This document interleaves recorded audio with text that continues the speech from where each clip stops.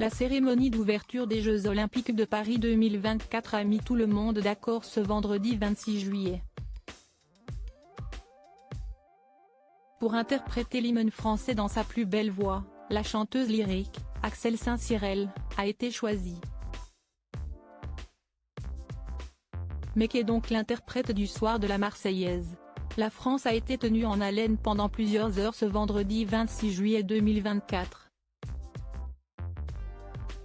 Si les habitants de l'Hexagone ne s'attendaient à rien pour cette cérémonie d'ouverture des Jeux Olympiques 2024, en raison du sac de nœuds que représente la situation politique actuelle du pays, ils ont été scotchés. À 19h30, 85 bateaux ont commencé à défiler sur la Seine à partir du pont d'Alexandre III, entre les performances spectaculaires d'Aya Nakamura accompagnée par la garde républicaine, ou encore Lady Gaga qui a interprété Mon truc en plume de Zizi Jeanmaire.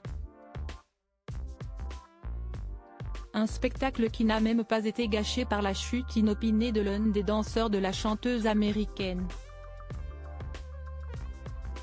Mais il y a une autre personnalité qui a enchanté le public, même si elle n'est pas aussi connue que ses homologues qui ont enflammé la scène.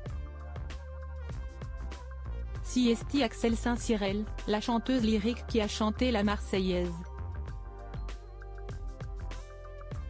Quand mes amis allaient au cinéma, moi j'avais des cours de solfège fraîchement diplômée du Conservatoire national de musique et de danse de Paris, la chanteuse a emporté la foule dans une robe aux couleurs du drapeau français depuis le toit du Grand Palais.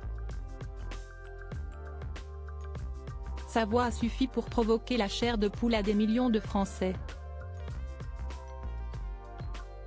La mezzo-soprano guadeloupéenne a fait de sa performance l'un des moments les plus forts de la soirée.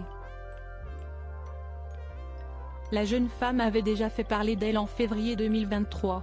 En effet, elle avait remporté le concours des voix des Outre-mer, organisé à l'Opéra Bastille de Paris.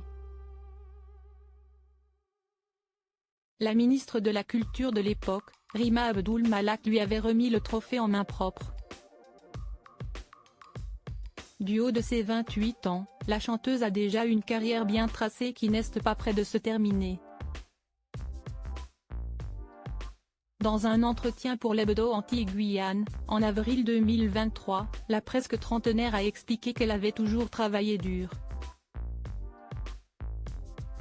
Adolescente, quand mes amis allaient au cinéma, le samedi, moi j'avais des cours de solfège, des concerts avec mes parents qui m'emmenaient ici ou là en gérant les emplois du temps, avait-elle expliqué, prouvant que les efforts paient toujours.